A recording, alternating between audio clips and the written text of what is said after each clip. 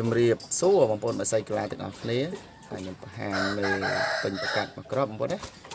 តែមកក្របនេះពងចោលមួយសាឥឡូវសាទី2នេះពងបាន4ក្រប5ក្របហើយបាទហើយ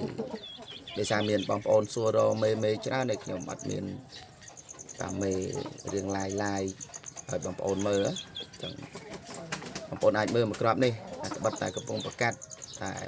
បងប្អូនស្រឡាញ់ហ៊ានថ្លៃខ្ញុំចែកជូនមកក្របនេះប្រភេទវាអេស៊ីលហាចបាទអេស៊ីលហាចអាយុវាមិនតាន់បានមួយឆ្នាំស្រួលទេព្រោះពងចោលមួយសាឥឡូវសាទី2នេះប្រកាសទំបាន5គ្រាប់អញ្ចឹងវាអាយុវាលក់ដាក់ទាំង